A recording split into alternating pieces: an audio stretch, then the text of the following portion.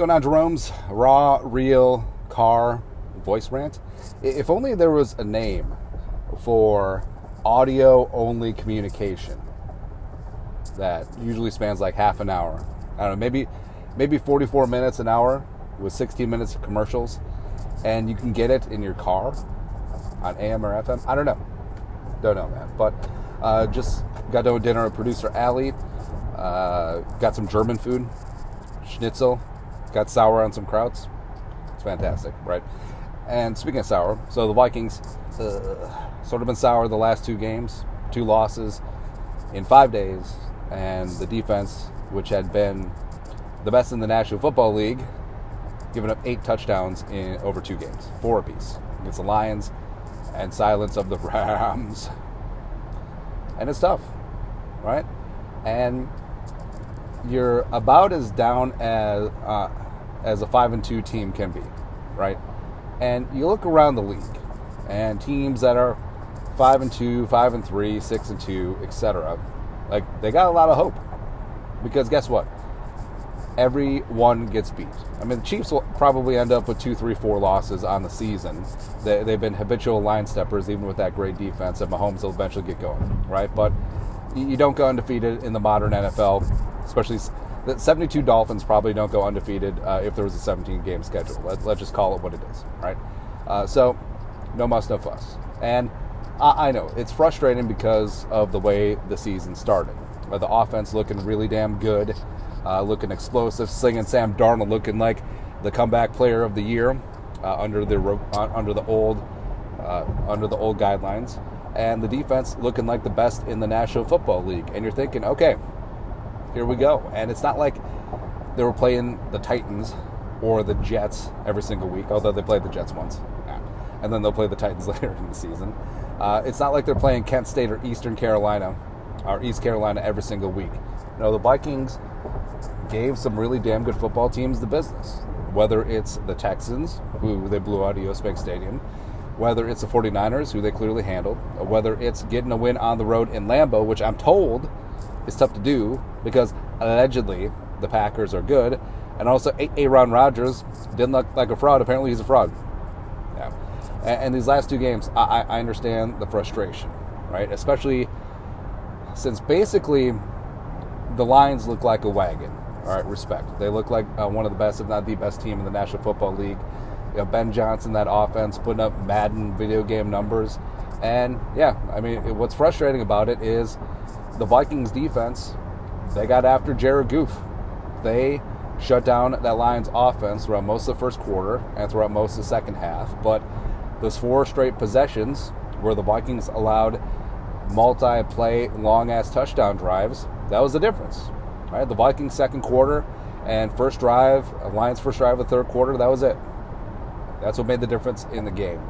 And there's no moral victories, but the Lions needing a last-second field goal to beat you, you kind of feel okay about things. And the Vikings will see the Lions again Week 18, and they'll probably see them again in the playoffs.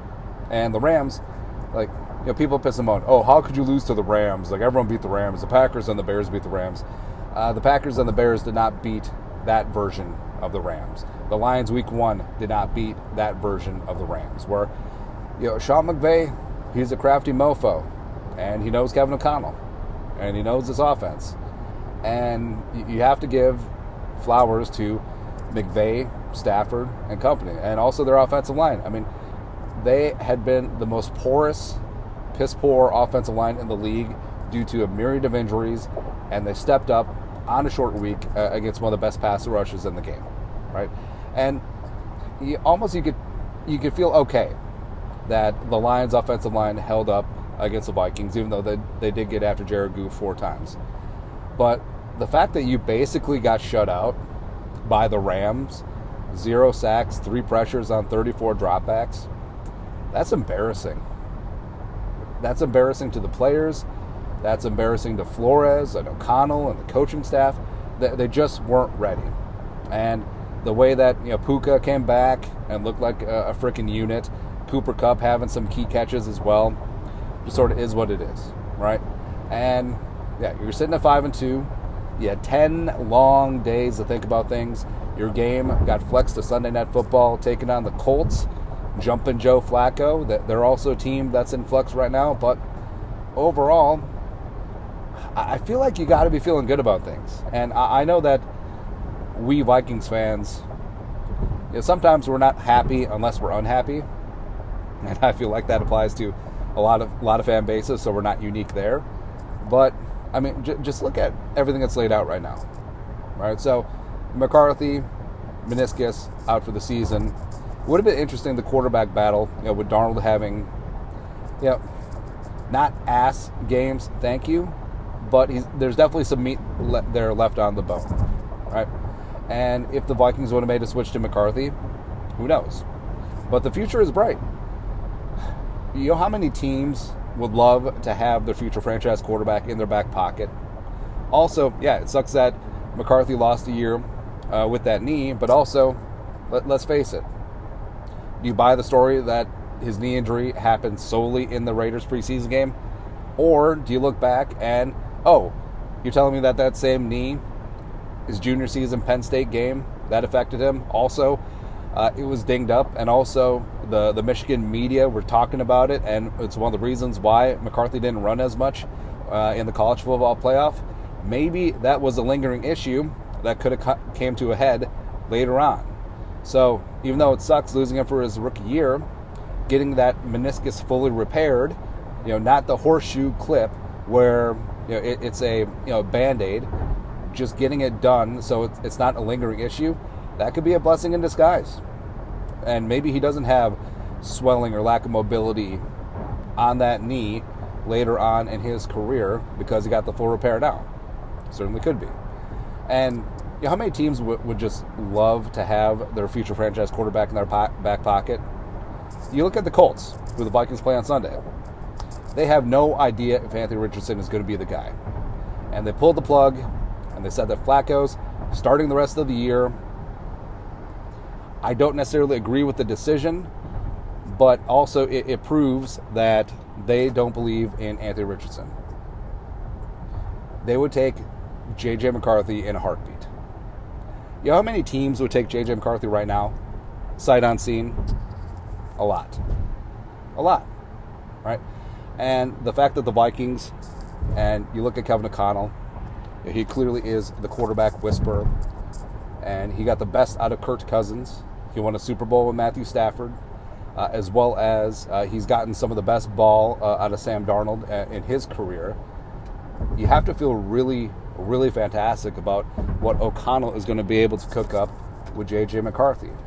A guy that doesn't think that he invented football, like some rookies coming into the league certainly think about themselves. A guy that's hungry to learn, a guy that's in the building even after his surgery. He could be rehabbing anywhere else. Some players do. But he wants to be on the sideline after the medical professionals cleared him to be on the sideline, traveling with the team, in team meetings, meeting with Kevin O'Connell, just trying to absorb every single morsel and ounce of football knowledge that he can this year. And then he's going to apply it on the field. We have our franchise quarterback. And, the question is, what can Darnold do, or what can McCarthy do that Darnold can't? I hate to be a cliche, but it kind of reminds me of the Drew Bledsoe, Tom Brady dynamic in New England in 2001. So, Drew Bledsoe, the quarterback, straight out of Central Casting, 6'5", rocket arm, blah, blah, blah, right? Now, Darnold isn't that. But in terms of a guy who's always looking for the big play, hangs on to the ball too long, and is trying to get a knockout punch on every single throw, that is Drew Bledsoe. That's who Bledsoe was, and that's what made Belichick so freaking angry, right? And that's what we've seen from Darnold. Now, Tom Brady is the greatest quarterback of all time. People forget. I mean, Tom Brady was a glorified game manager to start. Those first three Super Bowl wins, it really was about the Patriots' defense and Adam Vinatieri. It wasn't so much about Tom Brady. It wasn't so much about David Patton and Troy Brown, etc. It was about that defense. And Tom Brady won his first 3 Super Bowls as basically Alex Smith, right? And what he would do is exactly what Belichick and their offensive staff wanted him to do. Take what was underneath, take what was there, don't put the ball in danger, hand the ball off, and don't make mistakes, essentially. Just nickel and dime offenses to death, and play the field position game, get in range for Vinatieri, the defense will do the rest. No muss, no fuss. Thank you very much. Thanks for coming out. Now, McCarthy easily can do that. And given his time at Michigan, where at times, of course, he had to make some high leverage throws, but I think it's perfectly fair to say that, hey, he was a game manager. Now, that's not necessarily an aspersion on him. I mean, he never lost to Ohio State when he started, and he went undefeated his final year in Ann Arbor. It's a pretty big deal, right? And also, the intangibles are there, and as we saw in camp and the one preseason game, the arm is live, the mobility is there, all the tools are there. But also, he's not going to look to reinvent the wheel, right? He's humble enough to understand, like, hey, if the big play isn't there, instead of me hanging on to the rock and maybe making a mistake or maybe having a strip sack in there, how about I just dump this off into the flat to the tight end or the running back or the underneath receiver, and we'll move the sticks and everything will be hunky-dory. That's what we get with JJ McCarthy, right? So the future is insanely bright in that regard. Also, the fact that I know people want to label the Vikings as an old team, but that's really a misnomer. Because the players that are dragging down the Vikings team average in terms of age are Andrew DePaula, who's 97,000 years old, right? Aaron Jones, Harrison Smith, Stephon Gilmore, right? So the Vikings do have a couple elder statesmen across the squad, but those aren't tentpole players. I mean, Harrison Smith used to be a tentpole player. This is probably it for him, and he's not going to be a major part of the future. But if you look around, the players that are going to be tentpole pieces going forward: Justin freaking Jefferson, young, under contract. Darrisaw, heal up that knee fast, man. CD, under contract, locked in. Hawkinson, under contract, locked in. You could say maybe Addison. Sure, right? And also you got JJ McCarthy, of course, and also Diamond Dallas Turner. So the core of this team is exceedingly young. And also, next year, when you have your starting quarterback on his rookie deal, right now, in terms of team building, that is the greatest competitive advantage in the league. So now the Vikings, who, you're going to bring some guys back, especially on defense. A lot of guys on one-year deals or short-term deals.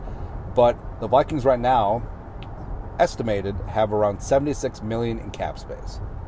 So the Vikings can be huge, big-time players in free agency and really go for the pin, really go after things. And since Aleem McNeil got inked up, the apple of my eye right now is Cowboys defensive tackle Osa Odighizuwa. Just bringing that quick interior pressure that the Vikings need, and outside of a blockbuster deal for Dexter Lawrence or whatever, I think Osa would be a perfect target for the Vikings to get after free agency.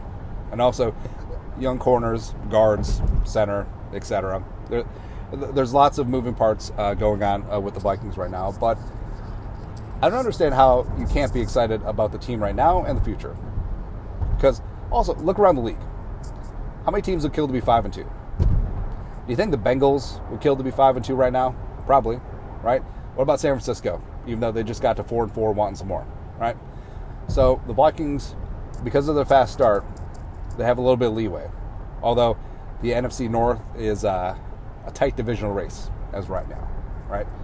But also the fact that we've seen glimpses of what this team can be with the existing parts. Even without Darrisaw, Cam Robinson coming in, he'll be 80 cents on the dollar of what Christian Darrisaw was. That's perfectly fine.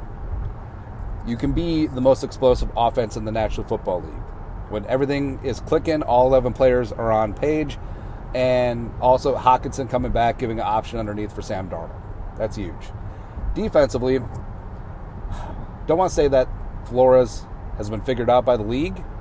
He got figured out by Ben Johnson, who allegedly, is one of the brightest offensive minds in the game, as well as an absolute wagon in the Detroit Lions offense. And then also Sean McVay, who still has his fastball. Oh, and by the way, Puka and Cooper Kupp got back. And Stafford, the widely veteran, sort of is what it is, right? So, barring every single team the rest of the way having Ben Johnson / Sean McVay / the Lions offense, I still like the Vikings having a puncher's chance in things. And also, you look back on the way they played your first half against Green Bay. We'll ignore the second half. Getting a stop against the Jets, what they did against the Texans, what they did against the Niners for the most part. This defense is good. This defense is still really damn good, but you see what happens when the pass rush isn't getting home. Everything gets exposed on the back end, but also you literally could say that about every single defense. If you can stop the pass rush, everything else just withers. But the Vikings are too talented up front, and also help could be on the way at the NFL trade deadline, because if you think that Kwesi is done with Cam Akers and the Cam Robinson trade, you don't know Kwesi. The man loves the trade deadline, whether it's Hockenson 2 years ago, whether it's Cam Akers and Josh Dobbs last year, whether it's Cam Akers and Cam Robinson this year. Maybe he's only trading for Cams. Hey, you know who'd be great? Cam Hayward. But the Vikings, whether it's cornerback help, whether it's interior defensive line, hell, whether it's more interior O-line, don't know. Kwesi's certainly not done dealing as of right now, and it's going to be an exciting time, right? But, I mean, also, you look at the stable leadership that the Vikings have. I know that you want to criticize Kwesi for not hitting on all of his draft picks. You know, GMs don't have to bat 1,000, but it would be nice if he got above the Mendoza line. But still, this roster is rock solid in terms of having young talent top to bottom, as well as they're very adept at hitting on late-round draft picks and UDFAs, as we've seen. And also, the Vikings do have some leeway because of that salary cap surplus, so they could supplement the rooster in free agency with players that you know are good. And the draft is the draft. And ideally, you want to build your team through the draft, having that continual supplementation and regeneration of talent on that roster. But the Vikings are in a unique spot with that cap space, is that they can supplement the roster and they can look to replenish draft picks either this year, next year, wherever, and eventually start hitting on draft picks, which they need to do.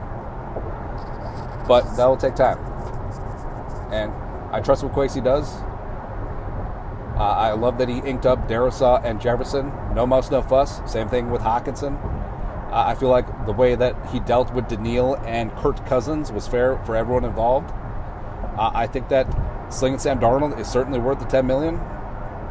And defensively, with AVG and Cashman and Grenard, Hottie Ward, I think that's pretty damn fantastic. Also hinking up Harrison Phillips. And with O'Connell, O'Connell is a genius offensive designer. There's still a little bit left to be desired in terms of in-game play calling. Great at the scripts, first half, start of the second half, but in the flow of the game and third and short, fourth and short, something needs to happen, right? O'Connell needs to work on that part of his game. And I trust him because you know who knows he needs to work on that part of his game? He does. Kevin O'Connell does. I feel like KOC is humble enough where he knows his shortcomings and isn't afraid to work on them. Whereas too many coaches, once they get that big chair, are just like, can't tell me ish. I am Papa Bear Hallis. I am Pop Warner. I am everyone. I am Landry. I am Lombardi. I am Shula. I am Noel. I am Jimmy Johnson. I am the greatest football mind of all time. And no one can tell me ish. And we've seen coaches like that. Maybe a couple coaches who led the Vikings. Who knows? Who knows, man? But I love what the Wilfs have set up. And I think the Wilfs are phenomenal owners. They're like the anti-Pohlads, which I kind of hope that the Wilfs want to expand their sports portfolio and get into baseball by the Twins. Because say what you want about the Wilfs, they spend the money on facilities, they had a hand in the stadium, and they hire smart people and let them work. They don't meddle, they stay out of the way, they're not afraid to pay big salaries. And that's what you want with an owner. You just want ownership to try to win. There's so many teams out there whose owners are just in it to hammer a check. You'll get that sweet, sweet, sweet TV revenue share. And just be like, whatever. Yeah, you know, we go 9-8, okay. And I understand fan frustration right now because, you know, before the season, a lot of people thought, okay, 9 wins if they're lucky, but probably 8-9, probably at the bottom of the division, blah, blah, blah, blah, blah. But then you start off 5-0 with some big-time quality wins against some tough opponents. But then you had a snafu with these last 2 games. And it sucks, but it's not like the Lions beat the Vikings by 40, which they did to the Titans on Sunday. It's not like the Vikings just completely laid an egg against the Rams, although they kind of did. Frankly, I'd be way more upset about the Rams game than the Lions game, right? But now, you're in the middle of the schedule, and you have a chance to really make some hay. Colts, Jaguars, Titans, Bears, Cardinals. The Vikings are a very talented team, top to bottom. They're well coached. Hopefully, they're going to be well prepared, unlike the last 2 games. And the Vikings have a chance to start another run. And I know that people are like, oh, they lost 2 in a row. Will they ever win again? Well, they won 5 in a row before. Back on the horse. And you know what? 5 weeks from now, we could look back and the Vikings are 10-2. Doyle Brunson. And the Vikings are a wagon again. The defense got back to where it once belonged. They got some confidence. They're rolling again. Slinging Sam Darnold. Now with Hawkinson. And that offense is looking like the best in the league. Cam Robinson is settled in at left tackle. Dalton Reiser replaced Ed Ingram at right guard. And all of a sudden, the Vikings are back in the thick of things. Also, the Lions are going to get tripped up a few more times. Like I said, you don't go undefeated. And also, you don't go 16-1. Sorry, Detroit. Teams have gone 0-16, though. It's almost like they forget that. All right, but I get the frustration. Especially since we even said that the Vikings can't lose to the Rams because then it would be 2 losses in a row and 10 days. 10 long-ass days to just marinate in the stew. And just feel mad, sad, not glad, thinking about what you had, and now it gone. Now, but this team is tough. This team is resilient. And this team shall rise again. And Will Rackard is going to kick the game-winning field goal in the Super Bowl in the first quarter because the Vikings are going to win like 46-10. And the future is bright, man. Don't freak out about Dallas Turner. He'll get in when he gets in. Vikings have a deep-ass edge rushing room. And also, JJ McCarthy. That's why I feel more than okay if Kwesi swings away at the trade deadline. Dexter Lawrence, J.C. Horn one time, baby. Because F them picks. Because you already got your quarterback. That's the only thing that you will be concerned about by giving away those picks and quote-unquote mortgaging the future. People so mad about Kwesi giving away draft picks, except they also said that Kwesi can't use those draft picks for poop anyways. So, I don't know. Sort of a pick your poison spot, I guess. But I'm feeling good about things. I hope you guys are too. Vikings back at it Sunday night. Bringing down the Colts. Getting after Joe Flacco's ass. I was told that he was elite. Hopefully not. But Colts are a tough team. And hopefully we don't spot them a 33-0 lead because that would suck. All right, but get to 6-2. 1-game season. And we'll go from there. Anyways, that's it. Raw, real car rant. Again, I wish there was a name for a podcast that was just only audio. Don't know, man. But you guys are the best. You know what to do. Skull, no production value.